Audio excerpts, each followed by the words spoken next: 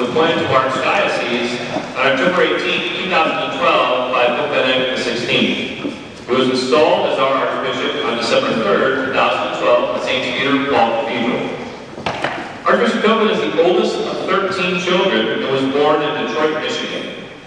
Later, his family moved to Stony Point, Ontario, Canada. And in 1991, Archbishop Tobin was asked by the Holy Father to serve as a general consultor for the Redemptorist Congregation, an assignment that took him to Rome, where he served until becoming our Archbishop.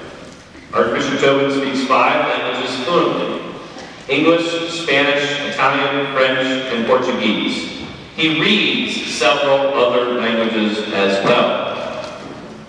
Around these parts, he's also known as the Catholic Billy Joel for his finesse in playing the piano. We are delighted to have him with us today. It's my pleasure to welcome my favorite boss and your Archbishop, Archbishop Tobin.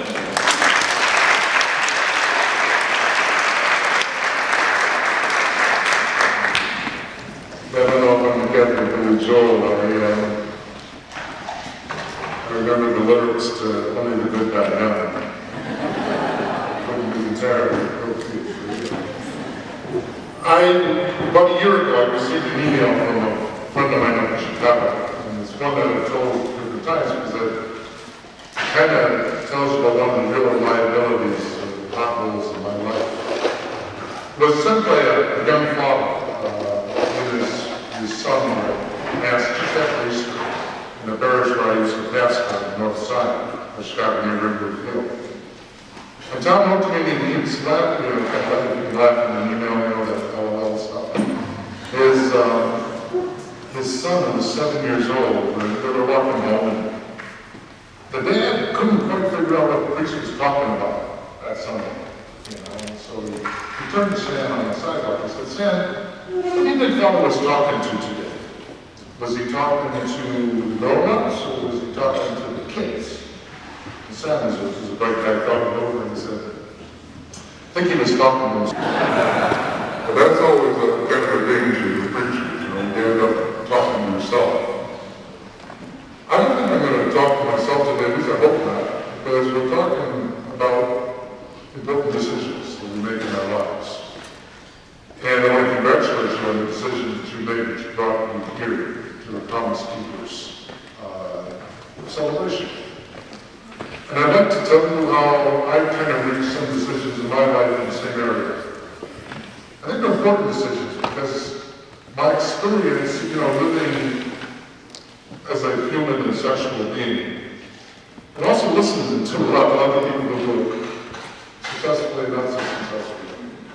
Does that mean that to believe that the gift of human sexuality is a lot like a fire? Fire can do really good things for you. It can warm the house, it can cook your food, it can light your bath, but it can also burn the sky and finally destroy you. It all depends on the decisions you make with that gift. So I'd like to tell you a conversation that really helped me, at least a bearing on the decisions I would make in my own life. And it took place when I was about 7 years old. I was at the time, pinning down my mother with questions. I was trying to say, come on, you got blood with me.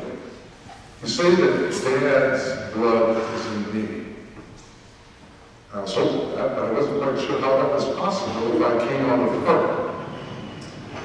And I can remember one time she was ironing in our uniform shirts, and she said, but your father is your father. And I said, yeah, but right. Then how is it possible? So I think she talked to my dad. I know she talked to my dad. She said, you got to do something with it. We got to talk about it. It was a Saturday afternoon. I just come in from the school gathering about a block away. We had been playing baseball in the afternoon, and I was second grade. And Dad said, come on upstairs, I want to talk. We sat down on the edge of his bed. You got to appreciate my dad. He's a big, strong guy. He played in Orange Bowl, for Boston College. He was a starting top.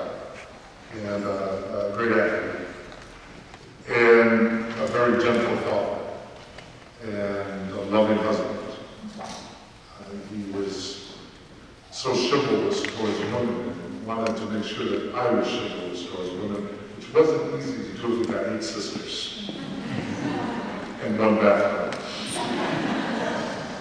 But we sat down to his bed, and he presented human sexuality to me in such a marvelous way. I don't think I realized it at the time how wonderful his presentation was. I remember thinking to myself, well, if adult people like to do that sort of thing, that's fine. I like to play baseball. But a couple years later, I realized how beautiful Dad's presentation was because I was in 6th grade in the Catholic junior high on the southwest side of Detroit. And all the boys were herded into one classroom. That would be about probably, well, there were 3 grades, 50 in each classroom, so you do that. 150 kids, half of them boys, 75. So 75 boys and a priest. And the priest presented human sexuality to us. And what I heard, maybe it wasn't what he was saying, but what I heard was 100 different ways to commit mortal sin. And I remember walking out of there stunned. Oh my God. Is that what it's about? Is that what I'm facing now? Because I'm beginning to realize that there are some choices that are presenting themselves. And I was a bit taken aback for, I don't know, a day or 2. But thinking it all over, I realized my father was right. It was a gift. It was a gift to be shared with the one you love and the one with whom you're willing to spend the rest of your life. And he did that. And one day, Dad went to work and he didn't come home. He died suddenly at the age of 54. And yet he left us with this great gift, the great image. And I think that's been the foundational experience of my life and the decisions I've made with how to live this gift from God. And I would encourage you, because you're going to get a lot of messages, not just from priests that maybe want to make it sound like it's all about sin.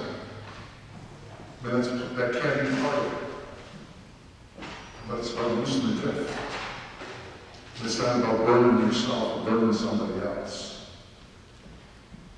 I think you've been thinking about these gifts, the gift, and you've made some decisions for yourself. That's fabulous.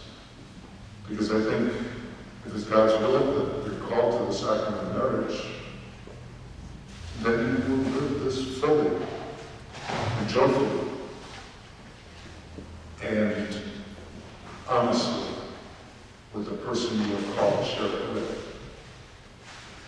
I wasn't called to that life, and it's probably good, because when I was a young superior, an old priest was mad at me one day in the community, and he said, "Token, somewhere in the world today, there's a woman completely happy, and she doesn't know why." And I said, "Well, why is that lady so happy, Father?" He said, "Because she didn't marry you." But I just want to encourage you to not listen to the messages that would have you settle for a second best or third best. To not buy into a logic that would have you cheating yourselves. And to know that you're supported, that you're not alone. Look around this room. And thanks to Promise Keepers, there's so many other people across the country, many people that are making the decision to live with dignity the gift that they live with. So even though I can't stay with you very long today, and I really enjoyed the testimony I heard last year, you can count on my prayers, you can count on my respect, and you can count on my gratitude for the message you're sharing with your peers. That our sexuality is a gift.